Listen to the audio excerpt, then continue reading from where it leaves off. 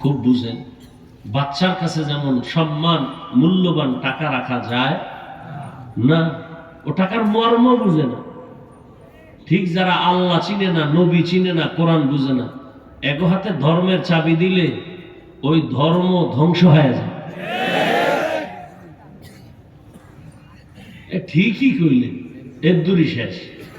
বাংলাদেশে এদ্দুরি, আর কিছু না, শেষ, ঠিক পর্যন্ত শেষ। সবাইকে আমরা ইসলাম চাই। উঠে কা কোন দলের? আমরা কোন দলের? এই কোন দলের? আমরা এত ঝামেলা বাজাই দিতেছেন আমাদের লইয়া। উঠলেই আরে পরিচয় দিয়ে উঠতে হবে যে আমি অমুক দলে, আমি জাসদ। আর জাসদ হইলে যাও, বাসদ কেউ আছে অসৎ, অভাব নাই। কি কথা বলতেছিলাম?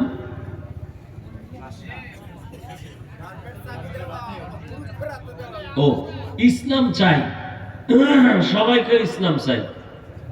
হুজুরের রাখাতে আয়ো, এতদিন তো বহু নাপাক খাইছো, এবার একটু হুজুর গো বসা।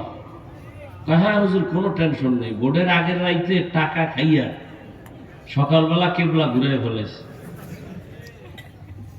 ধর্মের হাতে চাবি, বেনামাজির হাতে ধর্মের চাবি দিলে খারাপ হবে না ভালো? এবার বলেন তো, এই ধর্মের চাবি বেনামাজি সুদখোরের হাতে দিছে কারা? জিব্রাইল। কে দিছে? সরকারের গালি দেন কেন? দোষ তো আপনার। আমার এই চেয়ারে যদি আপনারা দাওয়াত না দিতেন, আমি থাকি কাছে না, কথা বল না, আমি ডেইলি একবার আইতে পারি না, সময় লাগে লাগে না। কিন্তু বহু বছর পরে এখানে আসছি না, আপনি যদি আমাকে না আনতেন, এই চেয়ারে দাওয়াত না দিতেন, না বসাইতেন, আমি বসতাম? কারে আপনি দোষ দিতেছেন বলেন তো? কি জন্য কি করতেছেন? ও বাবারা, কার পিছে ঘুরা দাড়ি কাটছো বলো? কার পিছনে ঘুরা তুমি নামাজ ছাড়ছো? কি দিবে তোমাকে সে বলো? তোমাকে কি দিবে জানো? রেজাল্ট আমি দিয়ে যাব। স্বার্থে আঘাত যেদিন দিবা, সেদিন নাম কাটবে না দল থেকে, কল্লা কেটে দেবে। সোনার বাংলার রাজনীতি চিনো? দল থেকে নাম কাটে না, কি কাটে? কল্লা কাটে। এটা সোনার বাংলার রাজনীতি। আর সে তার পিছনে ঘুরে দাড়ি কাটছো, নামাজ ছাড়ছো, এই তোমার জীবন? তোমার রিজিক দেয় আল্লাহ, তোমারে ঘুম থেকে উঠায় কে? তোমার বাবা। কে উঠায়? সে আল্লাহর জন্য কিছুই করলা না।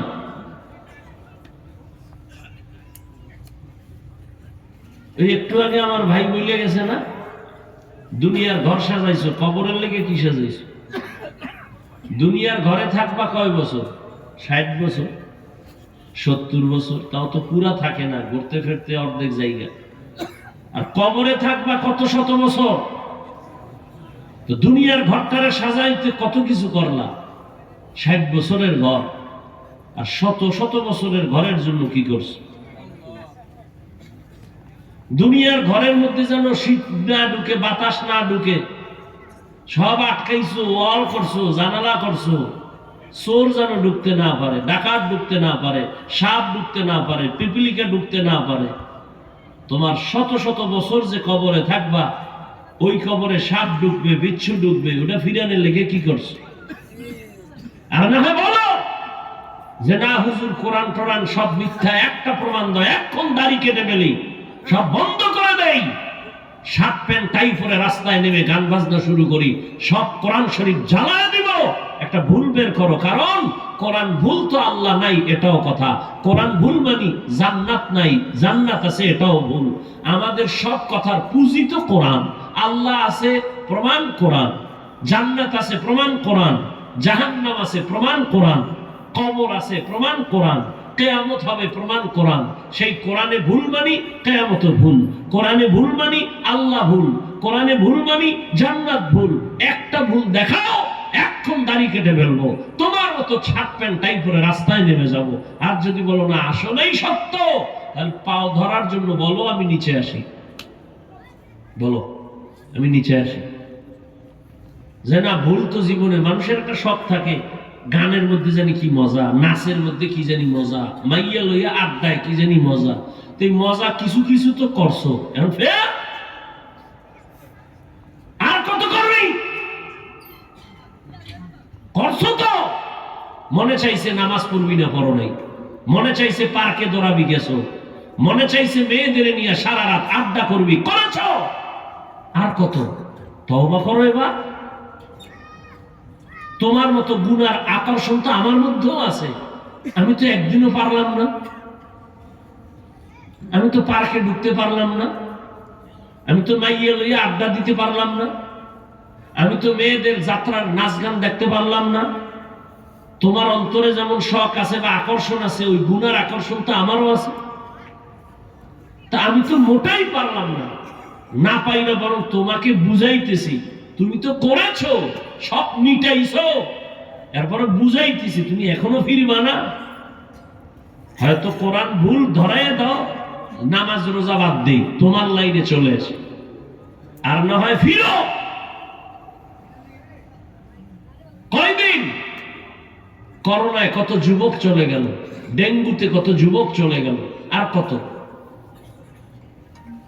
তুমি সুস্থ মনে করছো অনেকদিন বাঁচবা, অসুস্থ রোগী এখনো আছে, সুস্থ মরে গেছে। কিসের বাহাদুরি? চোখের সামনে দেখতেছো না? 10 তলা বিল্ডিং ওয়ালা বিল্ডিং থুইয়া এখন নাই, কি সুন্দরবনে ঘুমা। কিসের দুনিয়া? তোমার 10 তলা বিল্ডিং, তোমারও রাত দিন যায়, খেরের ঘরওয়ালারও রাত দিন যায়, গুলিস্তান সদরঘাটে ডাস্টবিনের পাশে শুয়ে শুয়ে ওদেরও রাত দিন যায়।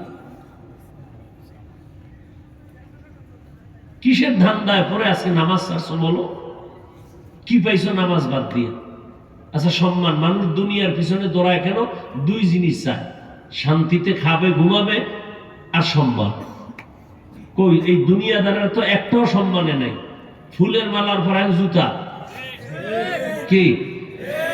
আর আমরা যারা আখেরাতের জন্য দৌড়াইছি, টুপি মাথায়, দাড়ি রাখছি, নামাজ পড়ি, আমগো গালি দেয় মানুষ, এরপর সম্মান কি কমছে? সত্য কথা বলো, কমছে? কেউ দৌড়াইতেছে, কেউ পালাইতেছে, কেউ দুনিয়ার ঝামেলা আছে, মামলা মোকদ্দমায় আছে। হুজুরকে কোনো টেনশন আছে? চেয়ারম্যানের চেয়ারের মেয়াদ শেষ, আমগো চেয়ারের কোনো মেয়াদই নাই, শেষ কিসের? আছে কোনো মেয়াদ? কোনো টেনশন আছে? বরং আলেমদের সাথে বেয়াদবি করার কারণেই তো এই গজব লাগছে দেশে। যত গজব আলেমদের সাথে। এখন যারা একটু নাচানাচি করে, অনুরোধ করি অন্তত আলেমদের সাথে বেয়াদবি করো না, কপাল পুড়ে যাবে মুহূর্তের মধ্যে, পঙ্গু হয়ে যাবে, চাকার তলে মাথা ঢুকবে, টের পাবা না। শিক্ষা নাও।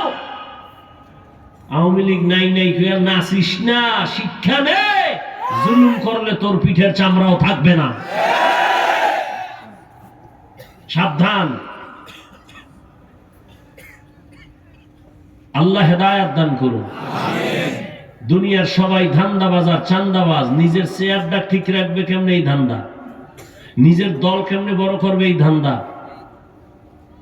একমাত্র উলামায়ে কেরাম এই জাতিকে নিয়ে ভাবে, নিজের মাইয়া ভোলা বউ নিয়ে এত চিন্তা করে নাই, জাতিকে নিয়ে আলেমরা যেই চিন্তা করে। এই কারণে জীবন বাজি রেখা ছাত্রদের আন্দোলনে নামছে না? ছাত্র উলামায়ে কেরাম নামে নাই? নামার পরে সফলতার চাঁদ উঠছে। ক্ষমতার জন্য নামছিল? উপদেশটা কারা হইছে? আলেমরা কইছে নাম, আমরা উঠবো? বলে নাই, কিন্তু রেড সিগন্যাল দিয়ে রাখছে, জুলুম করলে আবার আন্দোলন হবে। কি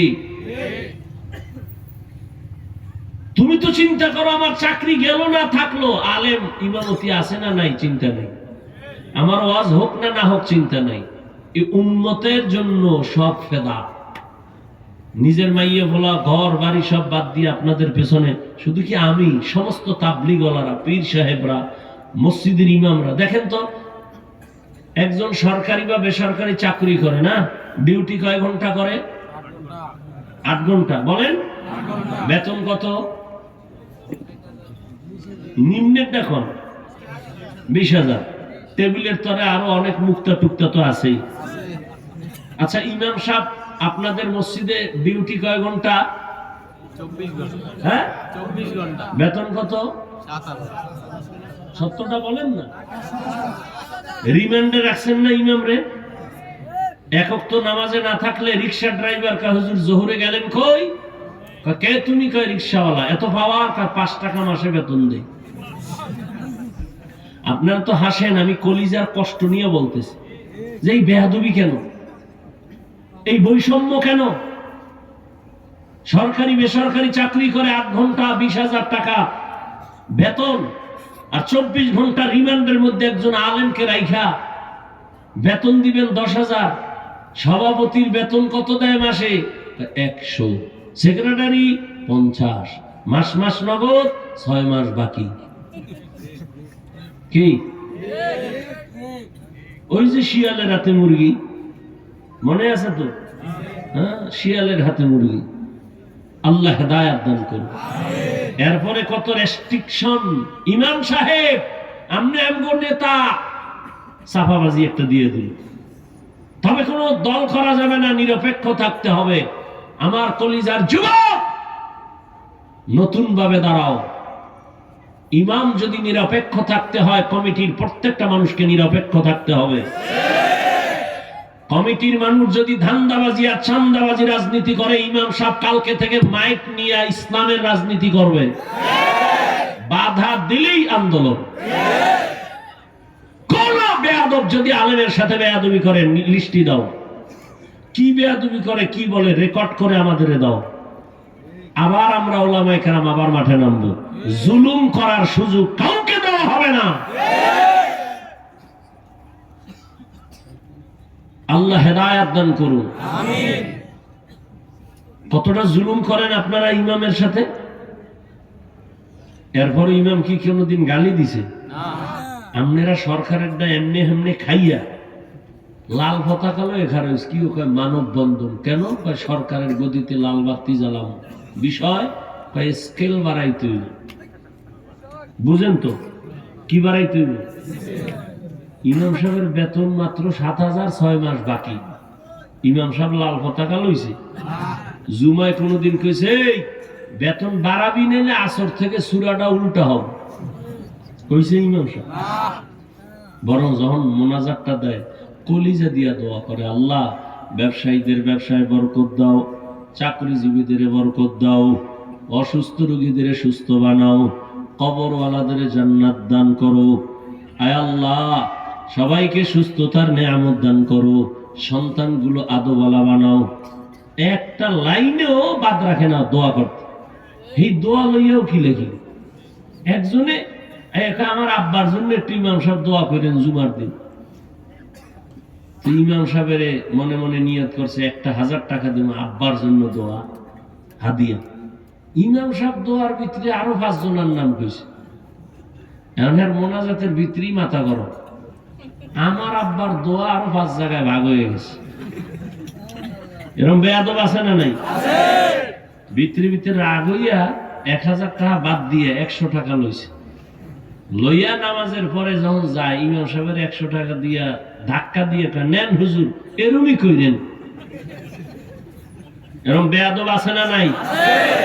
আর এক বেয়াদব ইমাম সাহেব দোয়া করছে, আল্লাহ একজনে দোয়া চাইছে, তার মা নাকি অসুস্থ, আল্লাহ তুমি মাফ করো। তার আব্বা নাকি অসুস্থ, সুস্থ করো। হে মোনাজাতের ভিতরে রাগ হয়ে গেছে, আব্বার নাম কইল না, এ হুজুরের নাম কইল না কেন? আল্লাহ তো আমার আব্বার নাম জানে না। কি এরকম মূর্খ আছে না? কি কয় জানেননি? হুজুরের নাম কইল না কেন? এই নামে তো কেরানীগঞ্জ ছাড়া ওই শ্রীনগরও লোক আছে আব্দুর রহমান নামে। তো দোয়া যদি এই রহমানে চলে যায়, তা আমার আব্বার রহমানের উপায় কি? এরকম মূর্খ বেয়াদব আছে না নাই? দেন না কোরবানির সময় আকাম গরুটারে হওয়াইয়া বিশাল এক ফর্দ, 7 জনের মায়ের নাম, বাপের নাম, 14 গোষ্ঠী এক জায়গায়, গেরাম ওয়ার্ড নাম্বার। কি এত কেন? কয় যে এই নামে সারা বাংলাদেশের বহু জায়গায় মানুষ আছে, আছে না? এই এলাকার নাম কইবেন, আব্বার নাম, হের আব্বার নামও কইবেন না, কইলে দোয়া ওই বটুয়াখালী গেলে তাহলে আমার কোরবানি বরবাদ। এরকম মূর্খ আছে না নাই? ওই শিয়ালের হাতে মুরগি। আল্লাহ হেদায়াত দান করুন। রাগ করতেছেন? আপনি করলেও কি, আমি তো আপনার ক্ষতির জন্য বলিনি। আমি আপনাকে জান্নাতে নিতে চাই, আমি আপনাকে জাহান্নাম থেকে বাঁচাতে চাই। আর কি মাকসাদ? তো জবান মনে আছে তো? জবানের হেফাজত। এই একই জিহ্বা দিয়া একটা অপরিচিত মাইয়ারে ধইরা দুইজনের সামনে কয় তুই আমার স্ত্রী, আমি কবুল করি। তুই কি কথা? আমিও কবুল। জিহ্বার এক কথায় কি হয়ে গেল? জীবন সঙ্গিনী হয়ে গেল। ঠিক এই জিহ্বা দিয়া ওই মাইয়ারে ফট করে বলেন তালাক, হয়ে গেলাম, চাকরি কি শেষ। একই জিহ্বা। বিচারপতি চেয়ারে বসে এই জিহ্বা নাড়াইয়া ডান দিকে তাকায় ফাঁসির আসামিকে বলে তুমি বেকসুর খালাস। ফুলের মালা নিয়ে বাড়িতে রওনা হয়ে যায়। আবার এই বিচারপতি এই জিহ্বা নাড়াইয়া নিরপরাধের যদি কয় পুলিশ হ্যান্ডকাপ লাগাও, ফাঁসির আসামি হয়ে যায়। একই জিহ্বার আওয়াজ, একই জিহ্বা। আমার এই জিহ্বার দ্বারা প্রমাণ করে আমি ভালো না খারাপ। এই জিহ্বাটারে কন্ট্রোল করা বড় কঠিন। আমার আগে চলে জিহ্বা। কি ঘুমায় রয়েছি জিহ্বা চালু? কি ঘুমে অনেকে কথা হয় না? একজনে এমন নাকে টান দিছে ঘুমের ভিতরে, আর একজনে কানের উপরে একটা থাপ্পড় লাগে। ও তো টের হয় না। আরে গালি উঠে ডাইনে ভাবে গালিগুলি দিয়ে হইয়ে পড়ছে। পরে ও তো উঠতে খুব রাগ, আমার গালি দিল। এতলা কথা নাই, গালি দিছ? নাউজুবিল্লাহ, কি গালি? গালি তো 13টা দিছে এক শ্বাসে। আল্লাহর কসম আমি জানি না আমার জিহ্বে কি কইছে, এটা আমি তো কিচ্ছু জানি না। তো ঘুমাই আছে। কি ঘুমের মানুষ মরা না? মরা। দোয়াই তো বলি আল্লাহুম্মা বিসমিকা, ও আল্লাহ তোমার নামে মরতেছি, তোমার নামে মরিয়া যাইতেছি। আমুতু, তুমি যদি না উঠাও আর উঠার কোন কায়দা নাই। তো জিহ্বা আমার অ্যাডভান্স আগে চলে।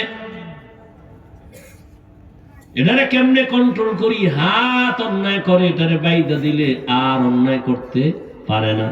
পা অন্যায় করলে বেঁধে দাও। এ পাঠান চিনেননি? পাঠান মুরব্বীরা পাঠান শুনেন নাই? পাঠান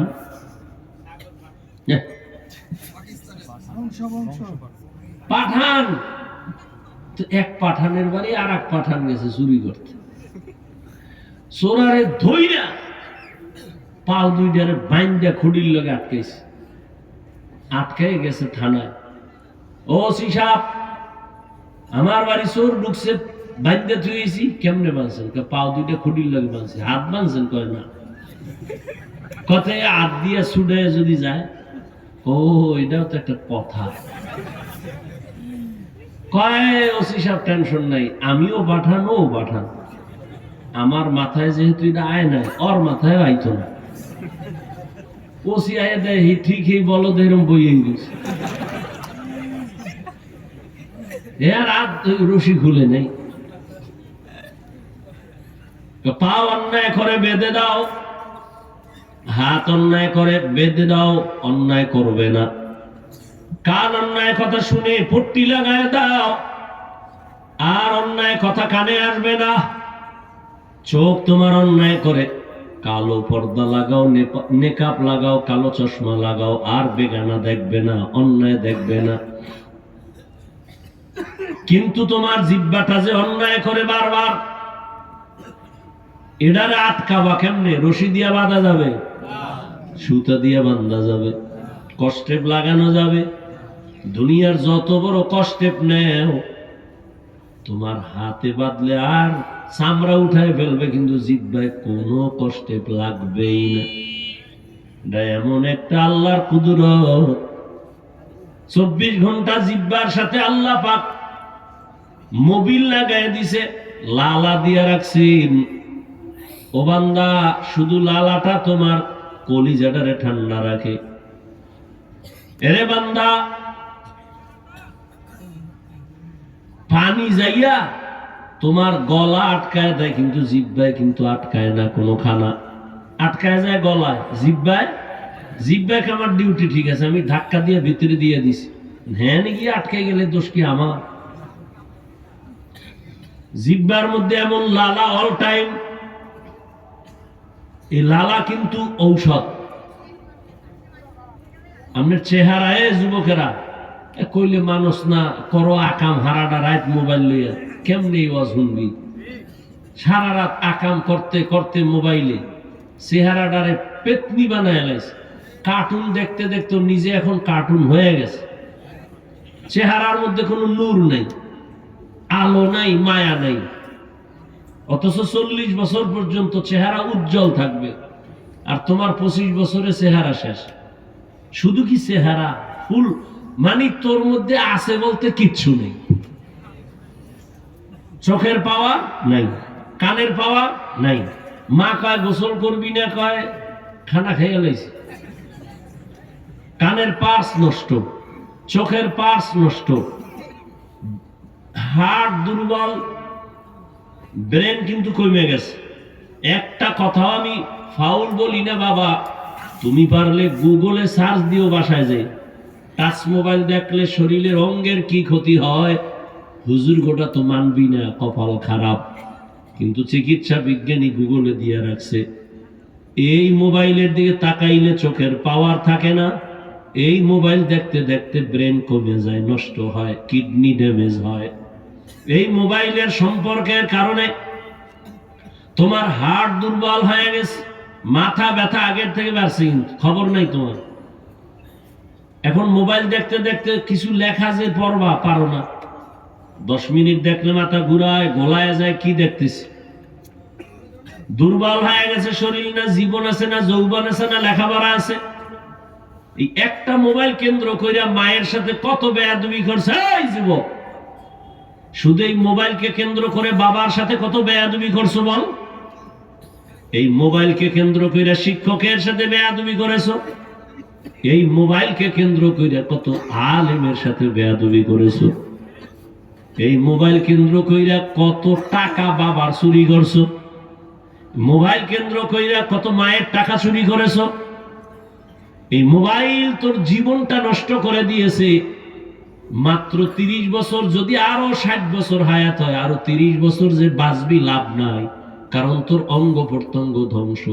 বাকি 30 বছর যদি বাঁচো, বিছানায় পড়ে থাকতে হবে, কারণ হাত থাকবে পাওয়ার থাকবে না, চোখ থাকবে পাওয়ার থাকবে না, পাঁচ নষ্ট, মেয়াদ শেষ। যে মেয়াদ আল্লাহ দিছিল তুই গাদ্দারি কইরা মেয়াদ শেষ করে ফেলাইছো। মোবাইল দেখ, আল্লাহ আমাকে হেফাজত করেন। তোমার হেফাজত রাখলে তুমি কও, কারণ অন্যের জন্য দোয়া করলেও মামলা হয়, এই জন্য দোয়া দায়ী বাদ দিয়ে দিছে। বুঝেন না কথা?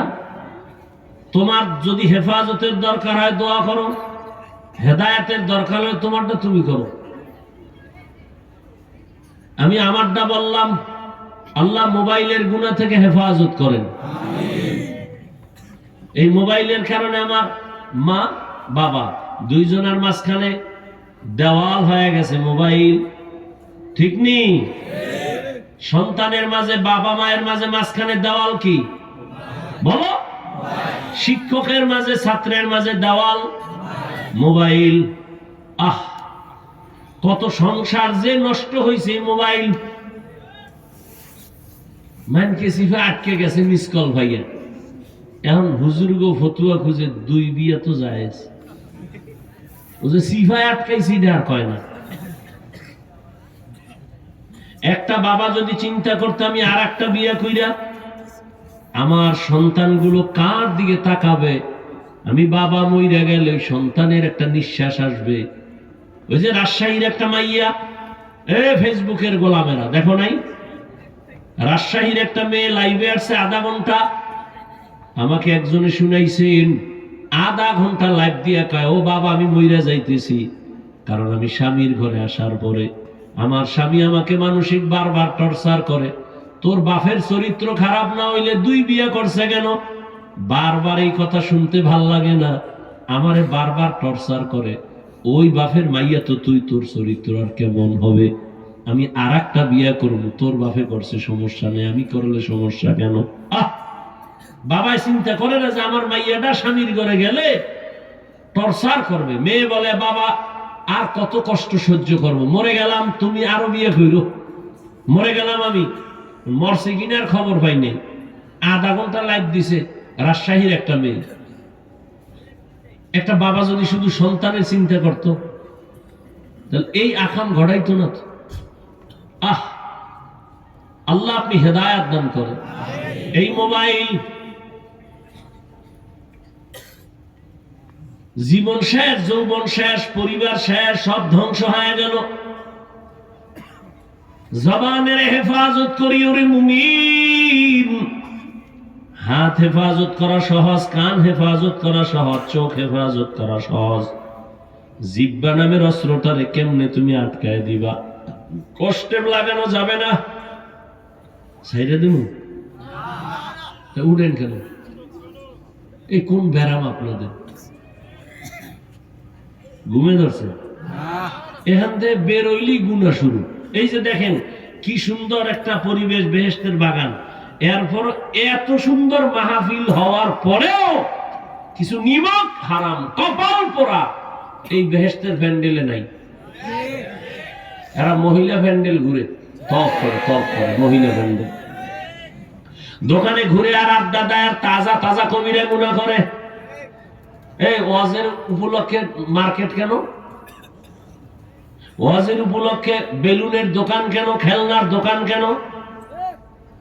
এখানে 2-4 ঘন্টা মানুষ বয়ান শুনে বাসায় যাবে, মার্কেট তো এমনি আছে সেখানে যাবে। ওয়াজের উপলক্ষে কেন মার্কেট? আবার এমন দোকান কেন হবে যেখানে যুবকও ঢুকবে, যুবতীরাও ঢুকবে? এটা কবিরা গুনাহ না? তো দেখেন ওয়াজের উপলক্ষে এখানে বেহেশতের বাগান আর পাশে জাহান্নামের বাজার, কি ওখানে কবিরা গুনাহ হয় না? এই দায়ভার কারা নেবে? ও আল্লাহর বান্দা একটু ভাবো।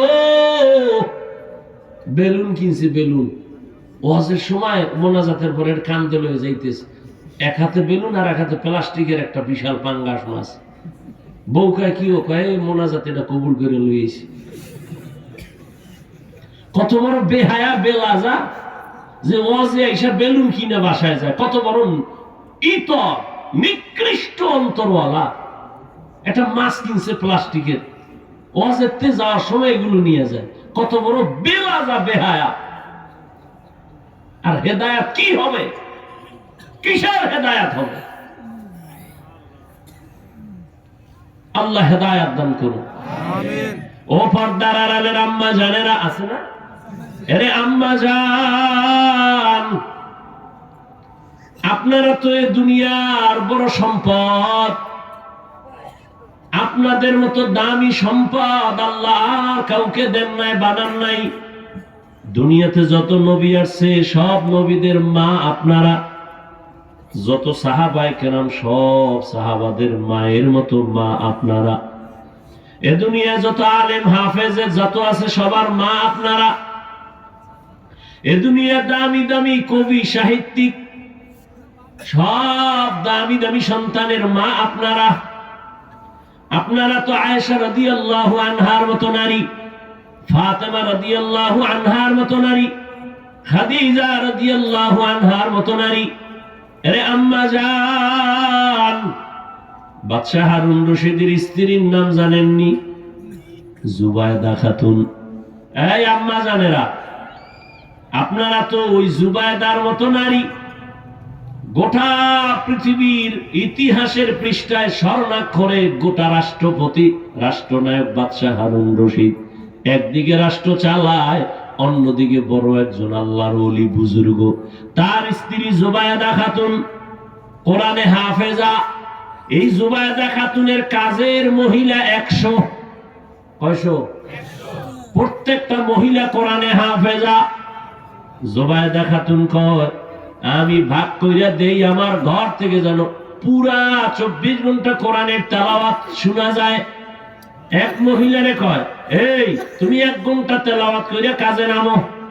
আরেকজনের কয়ের পরে তুমি তেলাওয়াত করো। তুমি 1 ঘন্টা পরে আর একজনে করবে, তুমি এরপরে কাজে নামো, আর একজন আধা ঘন্টা তেলাওয়াত করে কাজে নামো।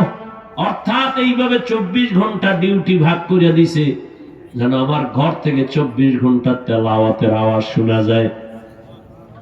এরে আম্মা জান, ঘরের মধ্যে আছেন আপনারা, ওই জুবায়দা খাতুনের মতো দামি মা, কিন্তু দামি হতে পারেন না কেন? দুনিয়ার বড় দুশমন ফেরাউন, ওই ফেরাউনের ঘরের স্ত্রীর নাম